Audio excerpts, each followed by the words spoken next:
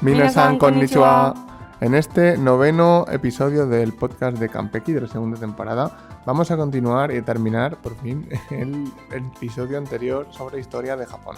Hemos tardado un poquito más en hacerlo, pero hemos preferido tardar un poco más y hacerlo más despacio, ya que era mucha información que teníamos que resumir y hemos estado una semana además para prepararlo, ¿vale? Esperamos que nos importe y tendréis todo el contenido de este mismo episodio en el mismo artículo del blog resumido. Todo el resumen que hemos utilizado para hacer el episodio lo tendréis por escrito en el mismo artículo del blog de la semana anterior, por si queréis echarle un vistazo y profundizar más y buscar algún acontecimiento más adelante por internet a partir del texto, etcétera, ¿vale? Entonces, hoy vamos a continuar a partir de la época Meiji, que es donde lo dejamos en el episodio anterior. Puedes empezar este episodio aunque no hayas escuchado el anterior, pero si quieres enterarte de por qué ha pasado todo lo que pasa en Meiji, es recomendable que te escuches o que leas el episodio que hicimos la semana anterior, ¿vale? El episodio número 8. Bien, dicho esto, estás escuchando Kanpeki, el podcast de la Academia de Japonés Yo Te Formo, con la colaboración de Laura Marsella y Jesús López. Puedes suscribirte al podcast en la plataforma de podcast que prefieras, a nuestro canal de YouTube y a nuestra newsletter en nuestra página web para no perderte ninguna novedad de la Academia. Y si te apetece aprender japonés desde casa, pásate por yoteformo.com y contacta con nosotros. Y ahora sí, ¡Hajime Mashou!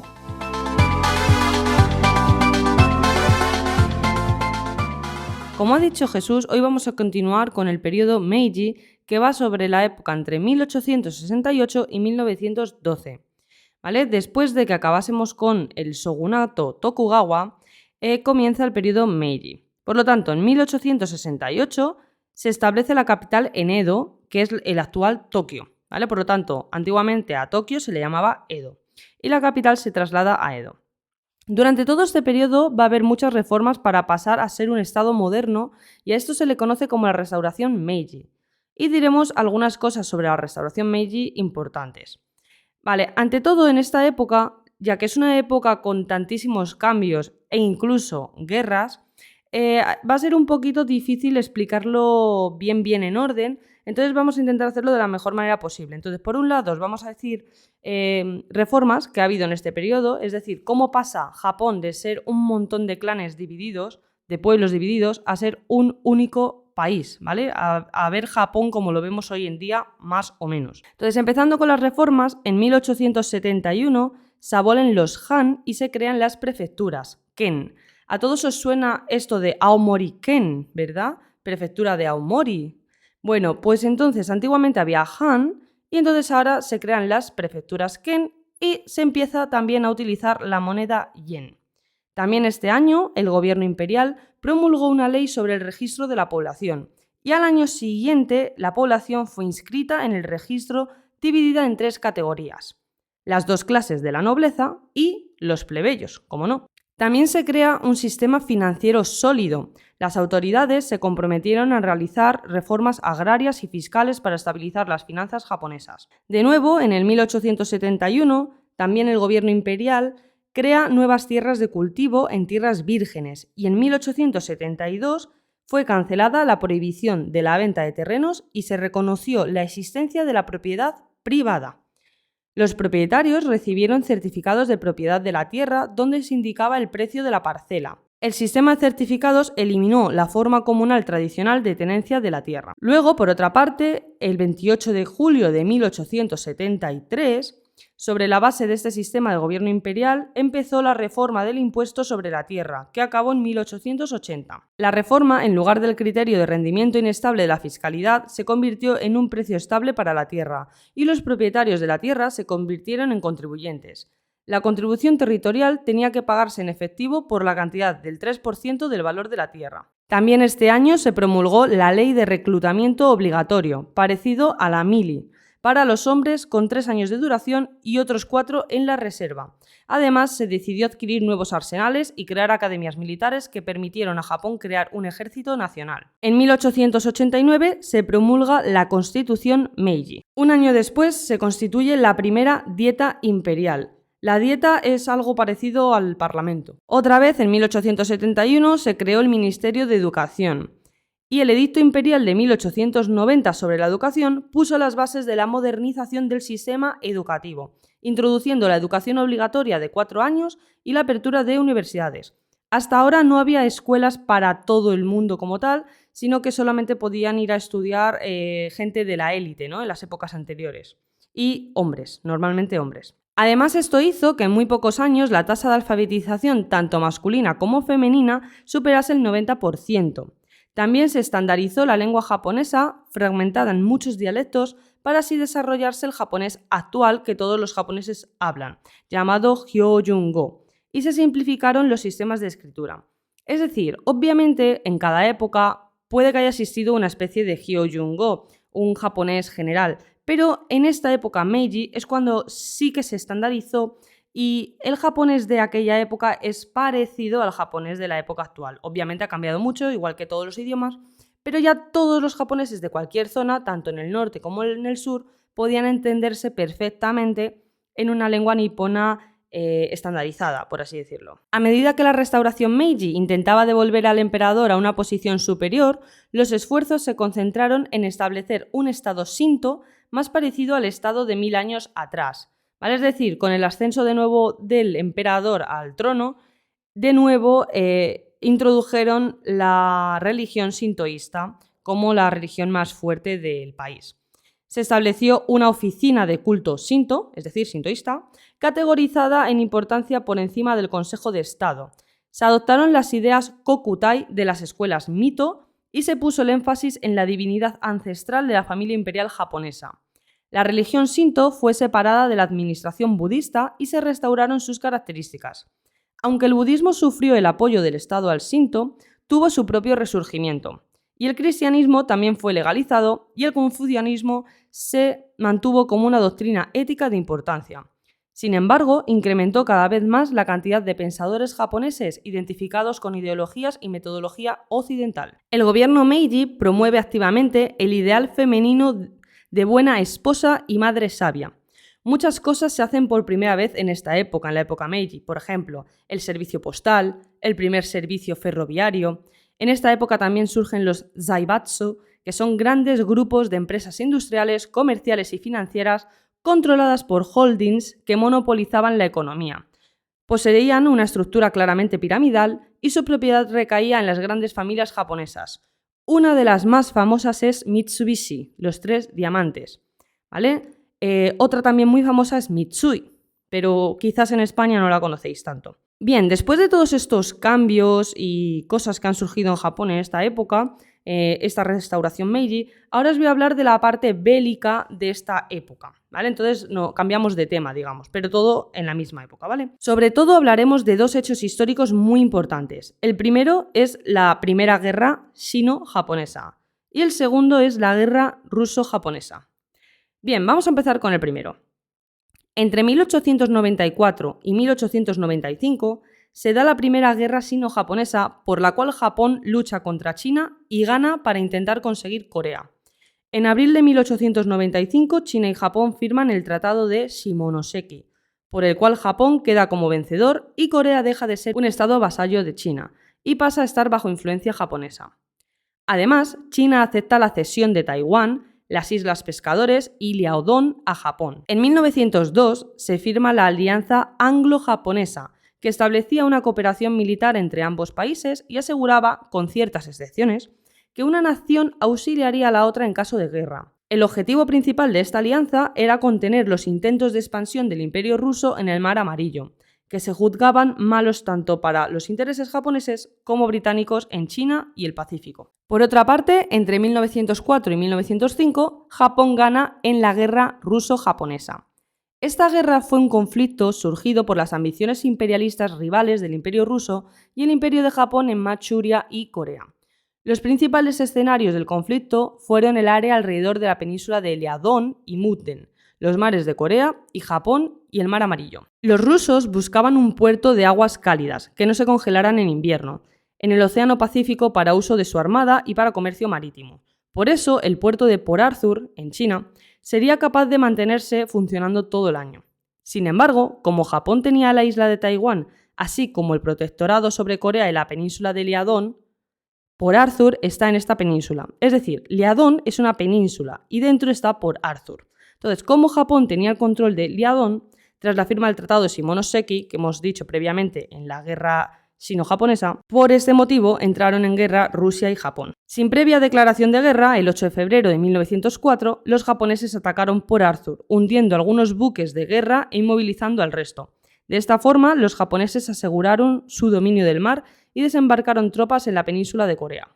Como resultado de la guerra ruso-japonesa, en 1910 la península coreana pasa a ser una colonia japonesa, tras ser firmado el Tratado Japón-Corea de 1905. Y esta bélica era se termina con la muerte en 1912 del emperador Meiji o Mutsuhito, y Yoshihito pasa a ser el nuevo emperador.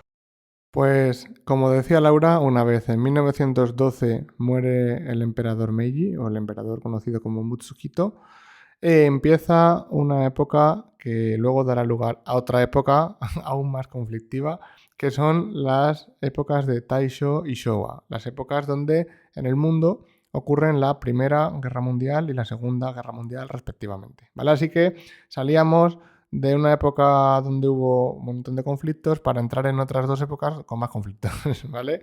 A ver, empezamos por la época Taisho, que va de 1912 a 1926. En 1912 comienza la era Taisho y, como bien decía Laura, termina la época Meiji con el ascenso al trono del príncipe Yoshihito, ¿vale? Que se le conocerá póstumamente con el nombre de emperador Taisho, que es el nombre que da, es el nombre de la época Taisho. Esta época fue conocido como la democracia Taisho, ¿vale? Taisho Demokurashi. Época donde Japón contó con una democracia, con una constitución, contó con partidos políticos, contó con instituciones democráticas y aunque tenían sus imperfecciones, empezó a democratizarse Japón, ¿vale? El derecho a voto seguía siendo restringido, los partidos políticos solo representaban a algunos estratos de la población, las élites seguían en los principales órganos de poder, pero poco a poco iba habiendo democracia en Japón.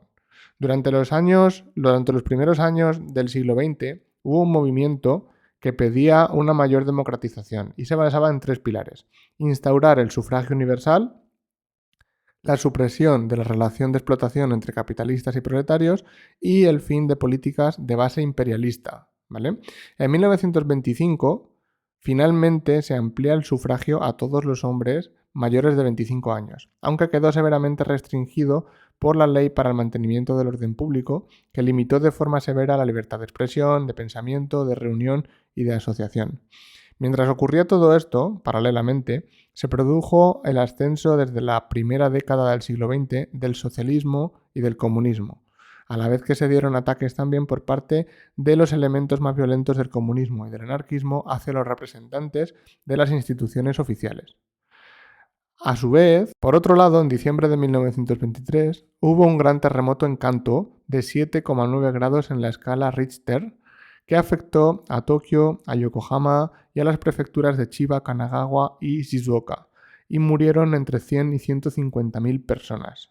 Durante la Primera Guerra Mundial, Japón disfrutó de unos índices de crecimiento elevados, gracias a un incremento de la producción y de las exportaciones muy ligadas a la industria bélica y a la política colonialista. Por último, Japón pasó a formar parte de los 5 grandes poderes dentro de la Liga de Naciones, tras la Conferencia de Paz de París, además de expandir su presencia colonial con el Tratado de Versalles. En esta época se fortalecieron los partidos políticos y la dieta, que ya hemos visto cómo se formaba en la época anterior, que empezaron a tener más poder en la elección ministerial frente al emperador, que, hasta ahora en Japón era quien había tenido todos los poderes, ¿vale? El emperador empezaba a estar debilitado tanto políticamente como a nivel de salud, lo que también ayudó un poco a que se fuese democratizando el país. Estos han sido los acontecimientos más importantes del periodo Taisho, que solo dura 14 años, ¿vale? Y ahora es cuando empieza una época un poco más intensa donde Japón entra en la Segunda Guerra Mundial. En 1926 comienza el periodo Showa o la era Showa, ¿vale? Que durará hasta el año 1989. Esta era corresponde al reinado del emperador Hirohito, que se caracteriza por una primera época marcada por fuertes acontecimientos bélicos, seguida de una época con un gran crecimiento económico, que llevará a Japón a ocupar la segunda posición dentro de las potencias económicas mundiales. Por primera vez en la historia de Japón, Japón es ocupada por una potencia extranjera. En el año 1927, el sistema bancario japonés entró en apuros como consecuencia de un error por parte del Ministerio de Finanzas, lo que produjo una histeria colectiva y una retirada masiva de efectivo, que solo pudieron superar los grandes bancos. Acto seguido, el sistema financiero tuvo que enfrentarse a la crisis financiera internacional de 1929, lo que condujo a la economía japonesa a la deflación. ¿Vale? En esta época, por así decirlo, década de los 20, dentro de la era Showa, estos fueron los acontecimientos más importantes. Durante la época de los años 30, surgieron movimientos de base ultranacionalista, década marcada por un fuerte militarismo. En Japón se abandonó el patrón oro y además se intervino todo el oro existente en los años 30. Hubo además 2 intentos de golpe de Estado, uno en 1932, donde asesinaron a Inukai Tsuyoshi, que era el primer ministro de Japón, y otro en 1936, que terminó con el fusilamiento de su líder intelectual Kita Ikki, que era un profesor de universidad que instaba a los militares, a través de sus libros, a llevar a cabo dicho golpe de Estado para recuperar la centralidad de la figura del emperador, poner fin a los gobiernos de partido y para liberar a los pueblos asiáticos del imperialismo occidental. 1936 fue un momento clave en la militarización de Japón y en la involución democrática de Japón. Si hemos dicho que en la época anterior, en la época Taisho, que era conocida como la democracia Taisho, Japón empieza a democratizarse, a tener sufragio universal, aunque solo fuese masculino, a tener instituciones políticas. Bueno, pues en la época Showa, en la época de los años 30 al menos, se va hacia todo lo contrario. Japón se acercó al eje Berlín-Roma al firmar con Alemania el pacto anti-Comintern en contra de la Unión Soviética, recuperando así Japón apoyos en el ámbito internacional, porque en 1933 salió de la Liga de las Naciones. Esta salida fue motivada por la condena de los países miembros de la Liga de las Naciones por el incidente que hubo en Manchuria en 1931, cuando Japón se anexionó el territorio y se creó el estado de Manchuria, al nordeste de China. Empezó entonces a diseñarse un plan militar por el que pretendía aumentarse la producción de armamento y se empezó a aumentar el presupuesto. Bueno, pues este plan fracasó y terminó con el mandato del entonces primer ministro Hirota Kouki, que fue sustituido en el poder por el príncipe Konoe Fumimaro, representante del llamado fascismo japonés y defensor del ideal campesino y del panasianismo. El panasianismo es un movimiento que pretendía unir a todos los países del continente frente al imperialismo blanco. Básicamente Japón lo que pretendía era como crear una gran unión de países asiáticos para unir fuerzas, y este movimiento asiático pretendía ser liderado por Japón. Al poco tiempo se desencadenó la Segunda Guerra Sino-Japonesa y esta guerra dura 8 años, desde el 1937 hasta el 1945. Esta guerra además marca el inicio de la Guerra del Pacífico, ¿vale? Entonces nos estamos empezando ya a adentrar en la Segunda Guerra Mundial. En esta guerra, uno de los sucesos más terribles fue la masacre de Nankín, donde se desconoce la cifra exacta de personas que murieron, pero diversos historiadores, también dependiendo de si son historiadores japoneses, historiadores chinos, ¿vale? Pues cifran esta masacre entre 40.000 y 300.000 personas. Pero no se sabe la cifra exacta, ya que es un suceso un poco oscuro, un poco oculto. La guerra sino-japonesa, que hemos dicho que va del 37 al 45, hizo que se tuviera que reestructurar la economía japonesa y se incrementó el intervencionismo de Estado, tanto en las empresas privadas como en la vida privada de los japoneses. Se intensificaron las campañas de propaganda, tanto en la educación como a través de la radio pública, la NHK, que pasó a estar bajo el control gubernamental, y se instalaron altavoces por todo el país para difundir sus mensajes.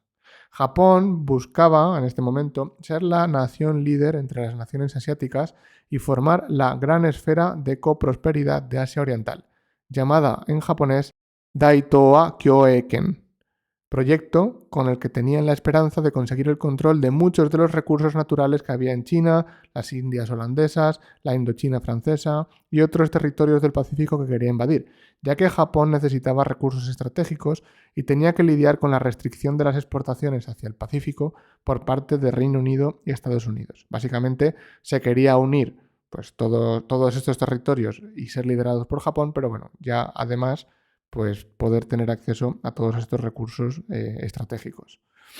El 27 de septiembre de 1940 se firma en Berlín el Pacto Tripartito entre Japón, Alemania e Italia. En ese mismo año, Japón ocupó el norte de la Indochina francesa y parte del Vietnam francés, por lo que Estados Unidos anunció el bloqueo total de productos japoneses. Las conversaciones con los Estados Unidos fracasaron y empezaron a tomar fuerza los argumentos que pedían la guerra con Estados Unidos para garantizar el suministro de materias primas a Japón. El 8 de diciembre de 1941, un año después más o menos, Japón atacó la base naval americana de Pearl Harbor en Hawái, entrando así en la Segunda Guerra Mundial. Japón ocupó Birmania, Tailandia, Malasia, Singapur, algunas islas de Indonesia y las Islas Salomón. Y durante la primavera de 1942, ya al año siguiente, Estados Unidos bombardeó ciudades como Tokio, Nagoya, Osaka o Kobe, y se dieron las batallas de Midway en junio de 1942 y de Guadalcanal, que comenzaría en agosto del 42 y terminaría en febrero de 1943. A partir de 1944, la guerra ya parecía estar perdida para Japón. Y además, con la conquista de Iwo Jima por parte de Estados Unidos, se intensificaron los bombardeos sobre ciudades japonesas. Entonces en Japón se extendió el hambre y empezaron a escasear muchos productos, pero aún así los líderes japoneses no se dieron por vencidos y continuaron enviando militares a los cuerpos especiales kamikazes. Durante el año 1945, el último año ya de la Guerra Mundial, los bombardeos americanos continuaron y empeoró todavía más la vida de la población civil japonesa, que era sometida en nombre del emperador y del Kokutai, que sería como el espíritu nacional. Rusia, Gran Bretaña y Estados Unidos pidieron la rendición a Tokio en la reunión de Potsdam en julio de 1945 y en agosto de ese mismo año los lanzamientos de las bombas atómicas sobre Hiroshima y Nagasaki llevaron a que el 15 de agosto de este mismo año, 1945, las autoridades japonesas aceptasen finalmente la derrota. Todo esto ha sido como una primera gran parte de la época Showa, ¿vale? Que todavía nos queda hasta 1989, vamos por 1945. Estos 20 primeros años han sido como una gran primera parte y ahora, a partir de que Japón pierde la Segunda Guerra Mundial, cambia totalmente la historia y empieza otra gran segunda parte de la época Showa, ¿vale? A partir de este momento, Japón entra en una fase de posguerra, tras la cual sufrirá una etapa de modernización y se acercará más a una sociedad occidental del siglo XXI. Tras la derrota de Japón, empiezan a realizarse numerosas reformas motivadas fundamentalmente por los norteamericanos. Japón fue desposeído de las conquistas en ultramar y su territorio se vio reducido fundamentalmente a las 4 islas principales que conocemos hoy en día. Se disolvieron los ministerios implicados en el expansionismo imperial y desaparecieron municiones, armamento e infraestructuras militares. Se forzó el regreso de unos 6 millones de japoneses residentes en el extranjero y se llevaron a cabo los tribunales militares internacionales para el Extremo Oriente, más conocidos como los tribunales de Tokio, donde se juzgó a los denominados criminales de guerra de categoría A, los altos mandos oficiales, militares y civiles del gobierno imperial, responsables de los crímenes cometidos por sus subordinados. Por toda Asia, además, se repitieron escenificaciones judiciales similares a la de Tokio para juzgar a criminales de menor categoría, que fueron llamados como criminales de guerra de categoría B y C.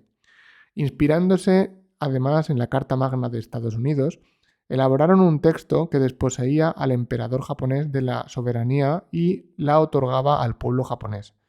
Con apoyo, más que apoyo, con la intervención de Estados Unidos, hicieron la Constitución de 1946, que incluye en su artículo 9 la renuncia japonesa a recurrir a la guerra como vía de solución de conflictos internacionales. Este artículo 9, además, es muy importante y todavía sigue estando vigente. Esta constitución que hicieron los americanos en el 46 es la que tienen los japoneses actualmente. Este artículo 9 de la Constitución sigue manteniéndose vigente y es el artículo que, como veremos a continuación, limita a Japón a tener un ejército, ¿vale? A partir de aquí Japón ya no tiene un ejército, sino que tiene otra cosa que veremos en un ratito. En la posguerra, millones de personas se quedaron en el paro, sin casa, y las ciudades estaban devastadas y se dio una gran inflación en los precios de los productos, lo que hizo que se desarrollase mucho más el mercado negro de productos básicos, como el arroz, la pasta de miso o la salsa de soja. Al final de la década de los 40, Estados Unidos empieza a preocuparse por el aumento del papel del comunismo en Japón, y se produce una especie de purga donde miles de supuestos comunistas son apartados de sus posiciones, tanto en el sector público como en el sector privado. En el 48, Yoshida Shigeru se convierte en el primer ministro, con quien comienza una serie de gobiernos conservadores que dura 40 años, ¿vale? Apoyado por los Estados Unidos, Yoshida inicia una política austera, instaurada en el sacrificio personal por el interés nacional, encaminada a la exportación y guiada a través de los burócratas. Y ya comenzamos, por fin, la década de los 50. En 1950 comienza un punto de inflexión para la economía japonesa, con el estallido de la guerra en la península de Corea. Japón sirvió como proveedor de tejidos, de armamento y de vehículos para las tropas norteamericanas en Corea, que luchaban contra los comunistas en el norte de Corea. Cerca del 60%, para que os podáis hacer una idea de la magnitud de la guerra y de lo involucrado que estaba Japón proveyendo a Estados Unidos en la guerra, cerca del 60% de las exportaciones de Japón, de todo Japón, iban destinadas a proveer a Estados Unidos en la guerra de Corea. En este momento, Estados Unidos moviliza las tropas destinadas en Japón y deja la seguridad de Japón en manos de los japoneses. Es decir, Estados Unidos manda a los militares a Corea, a la guerra, y entonces pues, la seguridad de Japón pasa a estar a cargo de los propios japoneses, por lo que se impulsa la creación de una reserva policial japonesa de 75.000 hombres. Muchos de estos hombres veteranos del ejército imperial, ¿vale? Y es esto lo que está relacionado con lo que decíamos antes del artículo 9 de la Constitución, que Japón no puede promover guerras y no puede tener ejército. Por lo tanto, a partir de esta creación de la reserva de 75.000 hombres para la defensa, se creará más adelante lo que es parecido al ejército, a la especie de ejército que tienen hoy en día. A partir de este momento, Japón empieza a centrarse en una política diplomática de bajo nivel para limpiar su imagen belicista y recuperar su economía, los principios que conformarían la llamada doctrina Yoshida, que marcaría la política japonesa durante la Guerra Fría. De hecho, aunque Estados Unidos quería que Japón aumentase su presupuesto militar, el primer ministro se negó. Se firmó en el 51 el Tratado de Paz con Japón, en San Francisco, donde Japón se comprometía a pagar compensaciones económicas a los países que había ocupado. Y se firmó también el Tratado de Seguridad entre Estados Unidos y Japón, donde los americanos pasaron a tener acceso indefinido al territorio japonés para instalar bases militares y se encargarían de mantener la administración de Okinawa. En esta época se intensificó la producción intelectual, sobre todo en el ámbito de la literatura y el manga, con la llamada literatura de la bomba atómica, Genbaku Bungaku, lo que llevaría más adelante a conseguir el primer premio Nobel de literatura japonesa para un japonés en 1968, para Kawabata Yasunari, con su obra Yukiguni, escrita en 1947. En 1955 comienza una época conocida como el sistema de partidos de 1955, dándose el relevo político de Yoshida, siendo sustituido por el LDP, que sigue existiendo hoy en día, el Partido Liberal Democrático, partido que dominó la política japonesa durante 40 años, hasta los 90, liderado por Hatoyama Ichirō. Cuando Hatoyama llegó al poder, se convirtió la reserva policial de 75.000 hombres que decíamos anteriormente en las fuerzas de autodefensa. Estas fuerzas de autodefensa en japonés se conocen como Jietai, que sería como una especie de ejército para Japón, que es el ejército, entre comillas, actual japonés, pero que no es un ejército como tal, ya que solo puede defenderse, no puede atacar, no puede iniciar un conflicto, ¿vale? Por lo tanto, no se considera un ejército como tal, ¿vale? Japón empezó poco a poco a reconstruirse a través de una especie de economía orientada hacia la exportación, limitando la importación de los productos esenciales. El PIB comenzó a crecer a un ritmo de casi el 9% anual y en el 1955 el 40% de la fuerza de trabajo se concentraba en el campo. Para que os hagáis una idea, esta cifra del 40% de trabajo en el campo pasó a ser 30 años después a menos del 5%. ¿Vale? Hubo un primer gran boom en la construcción de vivienda urbana y empezaron a construirse masivamente apartamentos en la década de los 50. En 1967 el PIB ya se había doblado y es en esta época cuando se empiezan a crear más sindicatos de empresa. Los trabajadores en esta época es cuando empiezan a recibir las garantías de trabajo para toda la vida que conocemos hoy en día en Japón, que los trabajadores en las grandes empresas suelen trabajar en la misma empresa para toda la vida, a cambio de su lealtad, y empezó a acentuarse el comunitarismo en la sociedad japonesa. Empieza también a aumentar el gasto en infraestructuras de forma enorme, además de impulsarse la inversión en el sector privado y en las familias. En el 1964, la economía crecía ya al 13,9% anual, es un crecimiento enorme, y se dieron los Juegos Olímpicos de Tokio de 1964. Con las Olimpiadas del 64, Japón culminó la unión otra vez a la comunidad internacional, que se inició en el 53 con la admisión en el Fondo Monetario Internacional y en el 56 con la admisión en la ONU. En estas Olimpiadas, en el 64, Japón pudo demostrar al mundo sus avances tecnológicos, inaugurando el primer trayecto en Shinkansen entre Tokio y Osaka, alcanzando en esa época una velocidad de 200 km por hora, realizando el trayecto en solo 3 horas y media. Para que os hagáis la idea, estamos en la década de los 60, ¿vale? En esta época esa tecnología era muy avanzada. Japón, en esta época, era un firme aliado de Estados Unidos. Entonces, en el 72, Washington devolvió Okinawa y el resto de islas que rodean a Japón y en 1978 se firma el Tratado de Amistad y Paz Sino-Japonés, restableciendo plenas relaciones diplomáticas con China. En los años 70, Japón pasó a ser un país netamente exportador con relación a Estados Unidos, es decir, Japón exportaba más a Estados Unidos de lo que importaba de Estados Unidos, lo que hizo que los productos japoneses se hicieran tremendamente populares en Estados Unidos, ¿vale? Japón fue convirtiéndose entonces en una amenaza económica para Estados Unidos y fue dejando de ser una potencia emergente, lo que en parte hizo que Estados Unidos forzara la devaluación del yen con respecto al dólar al salirse del patrón oro y hacer que el resto de divisas tuvieran un cambio fluctuante en lugar de un cambio fijo. Es decir, esto no sé si se entiende, pero es un poco difícil. Dado que Japón no paraba de exportar productos a Estados Unidos, los productos japoneses se hicieron muy populares. En todas las tiendas, supermercados, había productos japoneses, ¿vale? Se hicieron muy populares, sobre todo los productos tecnológicos. Estados Unidos entonces salió del patrón oro, por lo tanto, el dólar con respecto al resto de divisas empezó a cambiar su valor. Por lo tanto, el yen pasó a encarecerse. Es decir, el cambio, que antes era de 360 yenes por un dólar, pasó en 1980 a estar en 237 yenes por dólar. Lo que hizo que para los norteamericanos los productos japoneses fuesen más caros y dejasen de ser tan atractivos.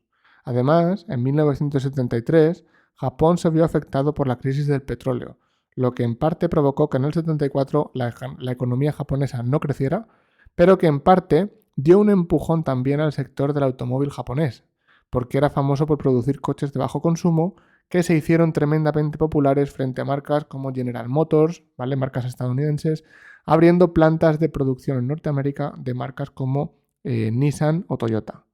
Por otro lado, la apreciación del yen, es decir, la subida del yen, resultó positiva para Japón en el área de la importación, ya que para Japón importar materias primas empezaba a ser más barato, y esta ventaja la aprovechó muy bien para impulsar sectores como el del electrodoméstico, el de los productos eléctricos y la alta tecnología. Durante los siguientes 15 años, después de la crisis del petróleo, que fue en 1973, Japón creció a un ritmo por encima de las mayores economías del mundo. Entre el 1950 y 1990, para que os podáis hacer en estos 40 años una idea del cambio que hubo en Japón, la población rural pasó del 72% a menos del 5%. Estas migraciones masivas hicieron que extensas áreas del territorio japonés quedaran prácticamente despobladas, debido a la mecanización del campo y a un cambio en los estilos de vida, que tendía a preferir a vivir en grandes núcleos urbanos y a desarrollar otro tipo de trabajos. Es aquí cuando surge la clase media urbana japonesa y el icono por excelencia, el salaryman, el prototipo de trabajador japonés, un trabajador de cuello blanco, con educación secundaria y que dedica largas horas de su día al trabajo con absoluta lealtad a su empresa, que poco a poco progresa en la escala empresarial. Todavía en esta época las mujeres solían dedicarse casi enteramente a la familia y a los trabajos del hogar, por lo que era prácticamente imposible ver una mujer en este tipo de trabajos de oficina. Casi todos los puestos eran ocupados por hombres. En el 85 se acuerda entre las 5 primeras economías capitalistas del mundo la apreciación del yen con respecto al dólar para ayudar a superar la recesión norteamericana, que condujo a que el yen se disparase un 51% en tan solo 2 años. Los productos japoneses se encarecieron para los estadounidenses y empezaron a perder competitividad. Por lo tanto, Japón empezó a buscar, desde el gobierno japonés, empezó a buscar el impulso del consumo doméstico.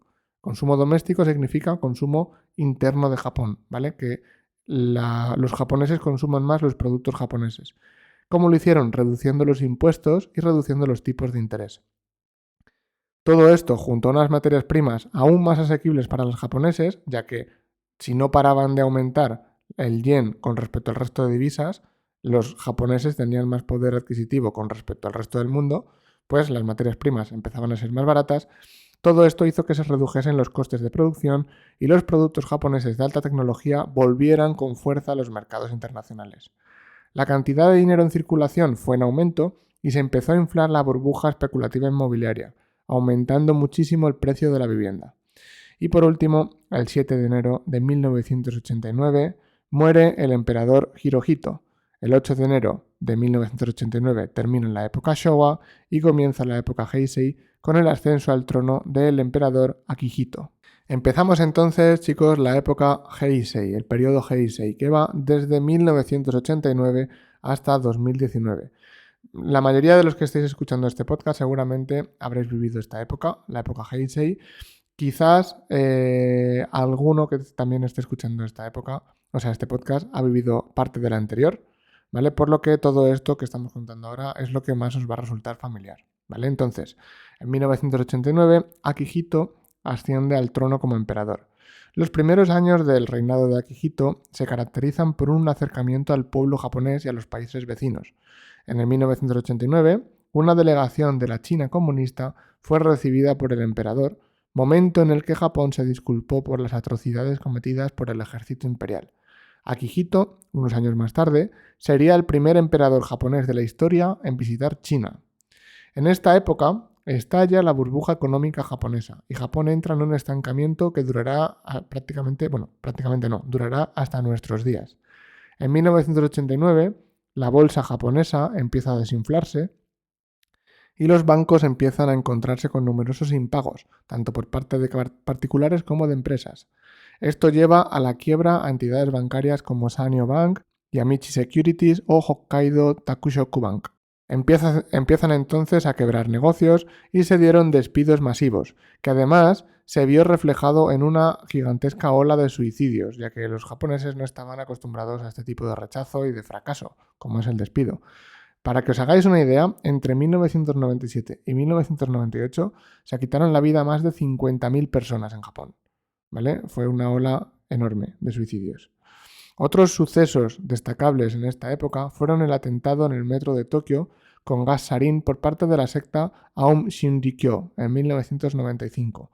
También hubo un terremoto de 7,3 grados que afectó a las ciudades de Kobe y Osaka, y además esta época fue una época con una fuerte corrupción en la política, lo que llevó a que Japón contase con 4 primeros ministros entre el 89 y el 93. En 4 años hubo 4 primeros ministros y que todo esto derivase en el sistema de partidos de 1993.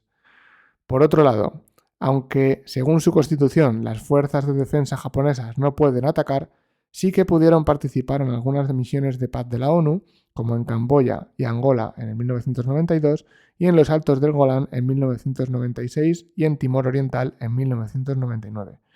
Además, en 2003, a nivel militar, por primera vez las tropas japonesas volvían a patrullar una zona de guerra, además sin el consentimiento de la ONU, con el envío de 1.000 soldados de las fuerzas de autodefensa a la guerra de Irak para apoyar la invasión de Estados Unidos y Reino Unido.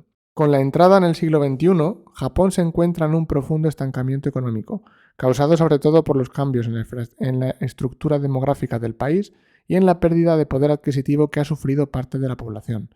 Todos estos problemas han llevado a convertir a la economía japonesa en una economía hiperendeudada que además ha sido superada por China en el ranking de economías mundiales, pasando Japón de la segunda posición a la tercera, ¿vale? Actualmente la primera economía del mundo es Estados Unidos, le sigue China, que antes era Japón, y la tercera economía pasaría a ser Japón.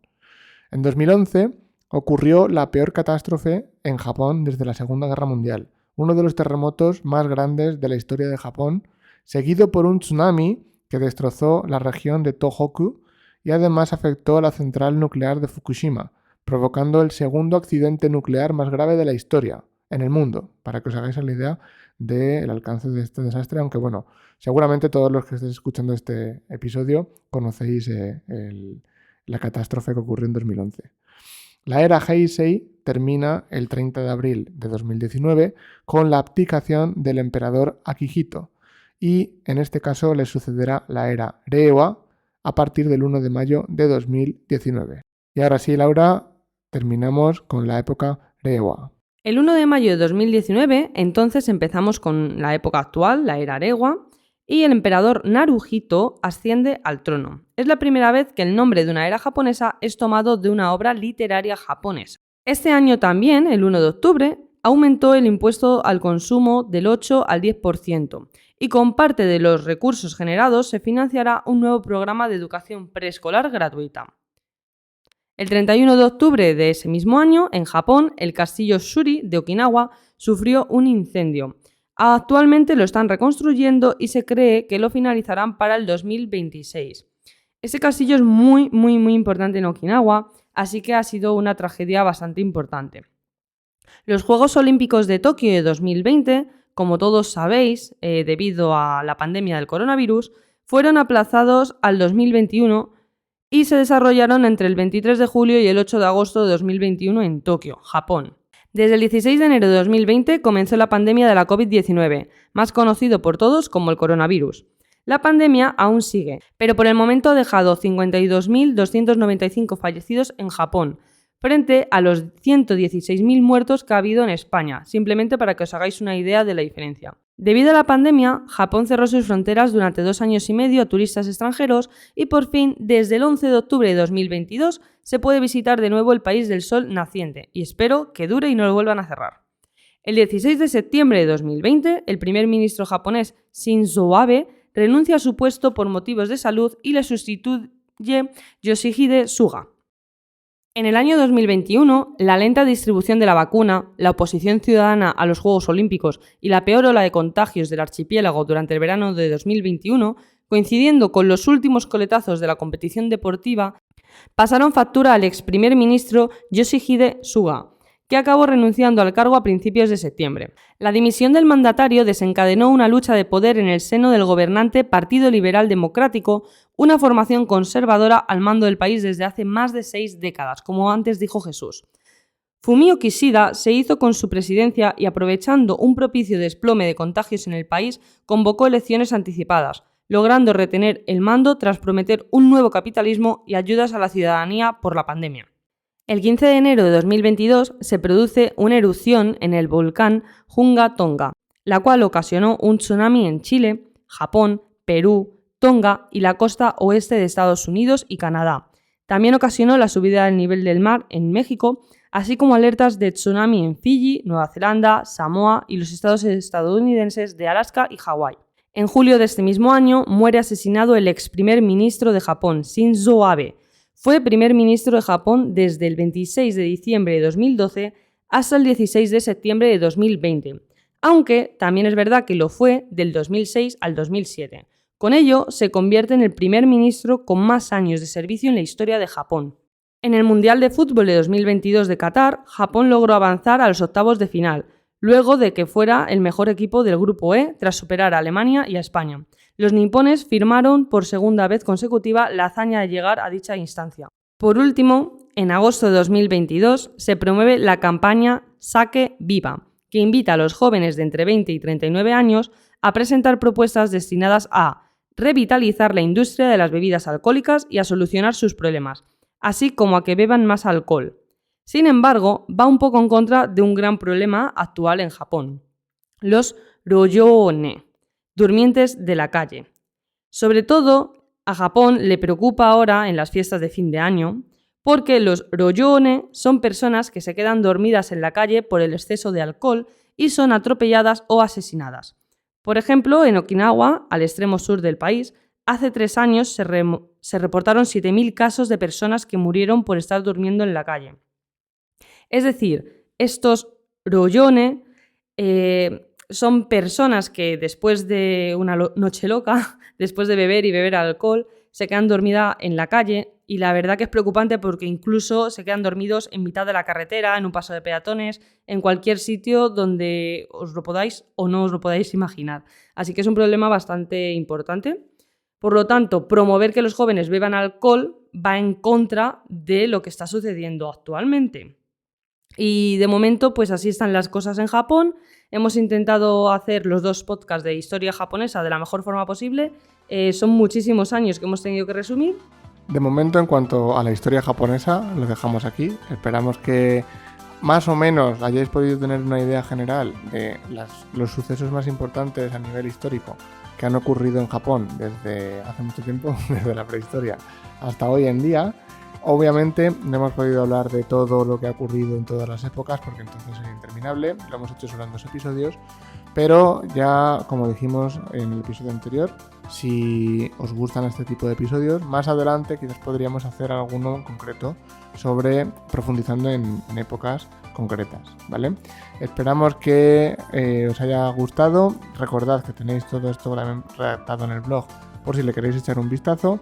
Y nos vemos en el siguiente episodio, que será el último de la segunda temporada, donde haremos una recolecta de preguntas que nos habéis ido dejando tanto por internet como por mails en las clases y demás, para hacer un segundo episodio de preguntas y respuestas y con ello terminar el año y terminar la segunda temporada de Kanpeki. Esperamos que os haya gustado y nos vemos en el próximo episodio. ¡Matane!